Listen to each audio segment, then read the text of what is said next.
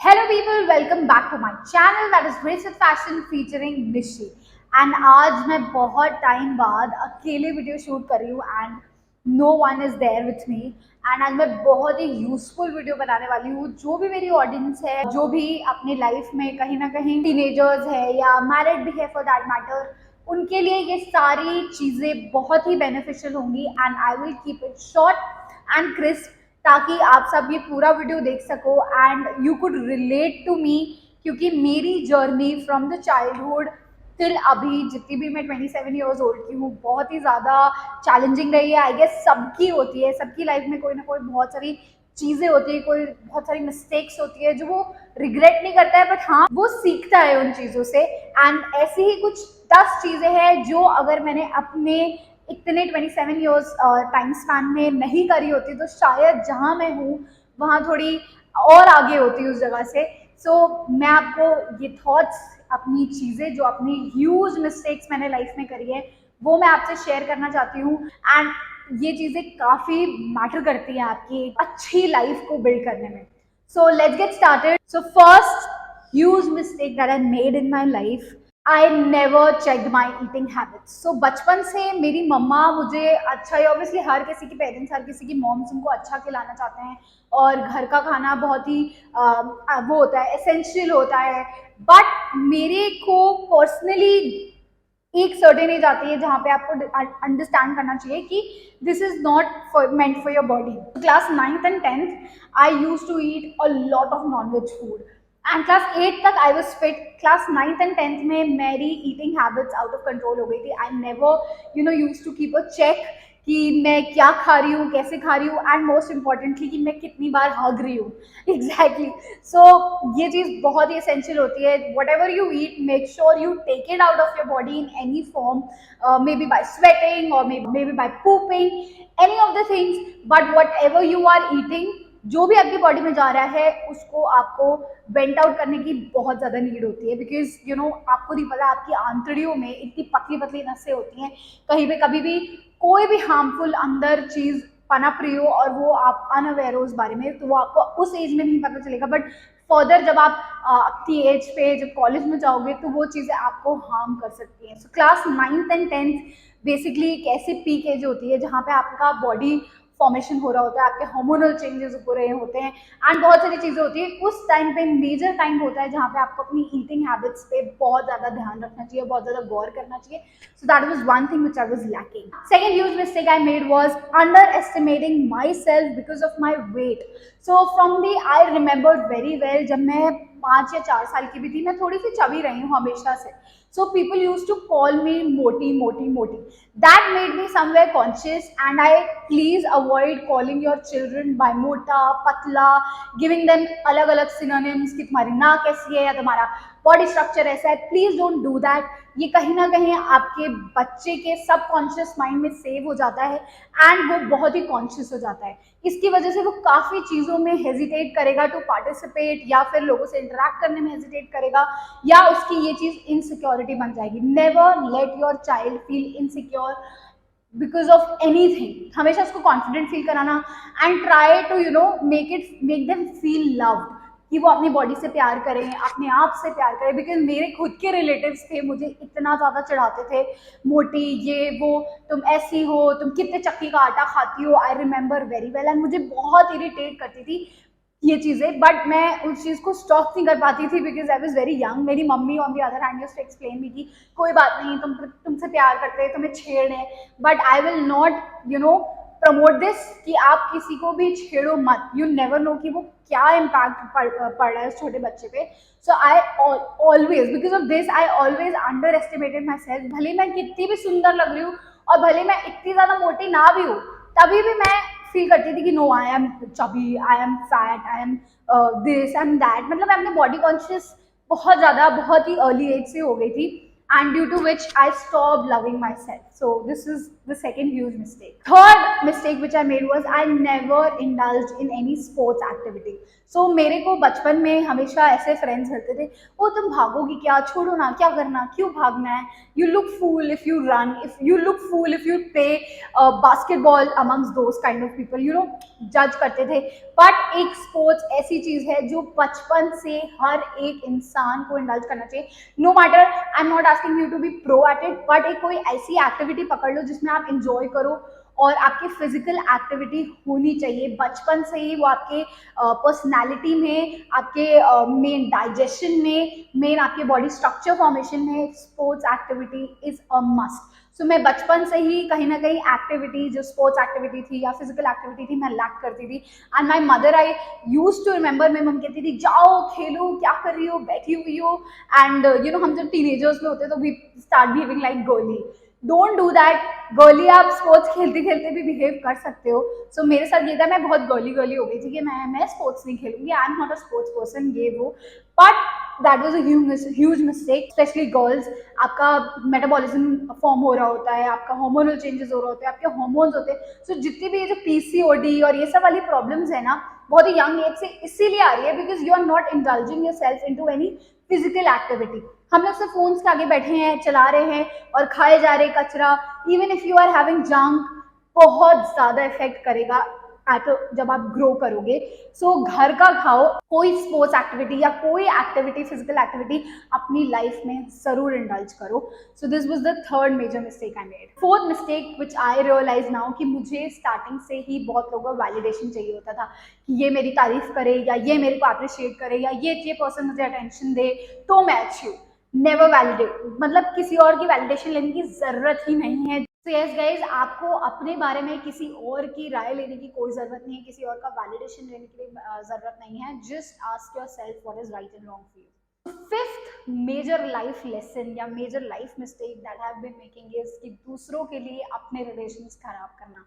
So there are like two friends suppose, and एक मेरी childhood friend है और एक मेरी अभी नई नई फ्रेंड बनी है। तो जो नई नई वाली फ्रेंड है, उसकी चाइल्डहुड वाली फ्रेंड से कुछ झगड़ा हो गया, and the person comes to me and says कि सुनो, the new friend comes to me and says कि तुम्हारी फ्रेंड ने मुझे ऐसा कहा वैसा कहा, and without listening to the other part of the story, the other side of the story, I used to जज that person, I used to disown that person, and मैं उसकी बात ही नहीं सुनती थी। And that was the huge mistake. उसका और उसका बॉन्ड खराब है, so how am I in the middle? तो मेरे को सीधा आंसर देना चाहिए था कि आपस में तुम लोग देख लो, you both are my friends. So this should be the solution which I needed to come up with. And इसकी वजह से मैंने अपने बहुत अच्छे अच्छे मोमेंट्स खो दिए लाइफ में। स्कूल लाइफ में मैंने इतनी चीज़ें मिसहैप हो गई है, मेरी कॉलेज लाइफ में इस वजह से मेरी चीज़ें इतनी सारी मिसहैप हो गई है।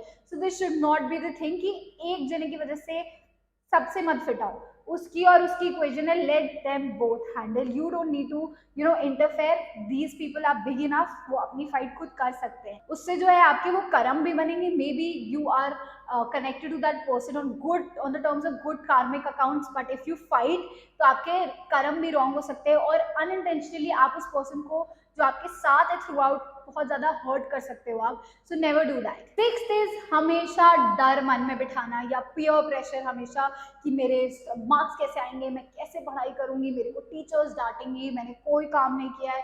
So I use to take a lot of pressure, I use to take a lot of build up anxiety, and मेरे अंदर बहुत ही ज्यादा वो नहीं था, मतलब ठहराव नहीं था, स्टेबिलिटी नहीं थी, तो मैं बहुत ज्यादा एग्जर्ट करती थी अपने माइंड पे। ये टैक्टिक मैंने अभी सीखा है after marriage because of Pratik, उसने मुझे सिखाया है। Pratik is very good at handling peer pressure.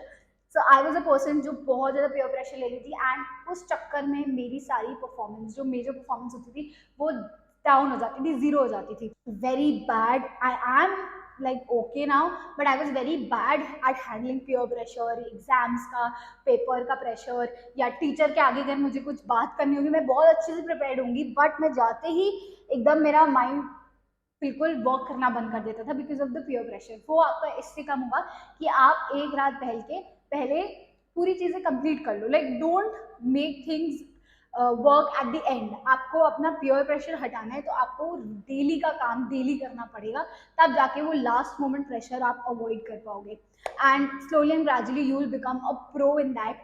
सो मैंने ये अभी सीखा है। So if you too are a person, इसका सॉल्यूशन ये है कि आप अपना डेली का वर्क डेली करो, ताकि लास्ट मोमेंट पे आपको बहुत ज़्यादा प्योर प्रेशर ना हो।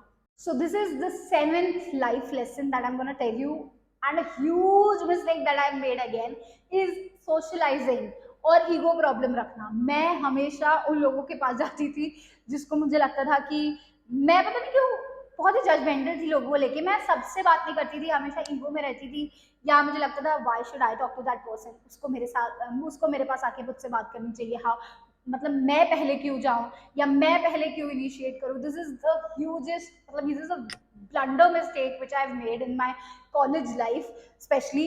मैं बहुत ही ज्यादा इगोइस्टिक थी. मेरे से बहुत लोग मुझे लगता है बात करना चाहते थे, but due two of that ego and that attitude मैंने अपने अपने बहुत सारे फ्रेंड्स इस चक्कर में खो दिए. So never do that. interact with everybody, be playful with everybody. You never know, आपको लोग आपकी अच्छाई, आपके बिहेवियर के प्रति ही याद रखते हैं. इतना अच्छा चेहरा होने के बाद if you behave like this egoistic and आप जाके लोगों से रूड बिहेव करो या उनको फर्जी का एटीट्यूड दिखाओ या इंट्रोवर्ट रहो और मतलब अच्छा नेचर ना रखो, वेलकमिंग वार्मिंग नेचर ना रखो, देन कुछ भी अच्छी शक्ल सूरत का कोई फायदा नहीं होता है. So I have learn this a huge, मतलब मैंने ये भी प्रतीक से सीखा है कि कोई भी आपसे बात करे वो आपके नाइसनेस, आपके गुड जेस्चर्स, पोलाइटनेस की वजह से, हम्बलनेस की वजह से आपको याद रखे, एंड ना कि आपकी सुंदरता, एटीट्यूड. तो that is not good. And वो चीज़ उनके साथ लाइफ लॉन्ग रहेगी कि हाँ यार देखो कितनी अच्छी बंदी है, उसने मुझसे बहुत अच्छे से बात करी, no matter how the way she looks, the way she dresses up, she is a nice person overall. So ये इम्पैक्ट आना चाहिए एक दूसरे बंदे पे. So this was my huge mistake कि मैं बहुत ही एटीट्यूड में रहती थी और मैं बात नहीं करती थी कभी भी किसी से बहुत ही ज्यादा ओपन होके. Now eighth point which all of us need to have is huge mistake. मैंने जो मेरी लाइफ में सबसे मेजर ड्रॉबैक रहा है इतनी लेट सक्सेस का. अदरवाइज आई बिलीव मैं और ज़्यादा जल्दी और अच्छे से सक्सेसफुल हो पाती, because I was very lenient and before class 12 मैं फिगर आउट ही नहीं कर पाई कि मुझे लाइफ में करना क्या है. I was so into my friends, into तफरीबाजी, कॉलेज में इधर उधर लड़के देखना, ये करना, जो भी टीनेज तफरियाँ होती है, मैं उसमें इतना इंडल्ज थी that I forgot to figure out what I had to do after 12th. मतलब आई वॉज नॉट श्योर, मैंने अपनी रिसर्च अच्छे से नहीं करी, मैंने अपने माइंड में बहुत सारे डिस्ट्रैक्शंस रखे एंड ऑल ऑफ दैट. तो उस तरफ अपना डिस्ट्रैक्शन हटा के before ending up your school you need to figure out what you have to do after your 12th, because आप तभी उस चीज़ की टुवर्ड्स वर्क हार्ड कर पाओगे, वैसे ही कॉलेज में आप एडमिशन्स ले पाओगे. And by career I mean you should be aware कि आपको कौन सी लाइन चूज करनी है. Like I wanted always to have a career in speaking skills मेरे बहुत अच्छे थे, तो मुझे एंकरिंग करनी थी. तो अगर मेरे को एंकरिंग करनी थी तो मैं उसी टाइप की चीज़ें परस्यू करती, may be a diploma, may be जो भी छोटे छोटे ग्रेजुएशन कोर्सेज होते हैं, रेडियो जॉकी में अप्लाई करती.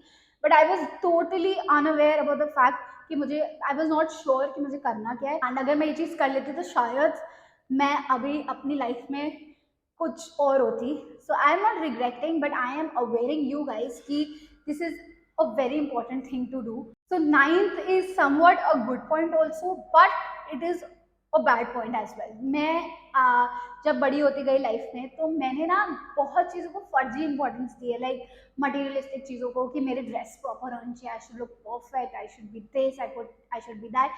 हमें अपनी कुछ टाइम पीरियड के लिए जो कॉलेज लाइफ होती है ना उसमें बहुत ज़्यादा occasionally we can be good and perfect but not always. Clothes कभी कभी इधर उधर आप कर सकते हो, it's okay.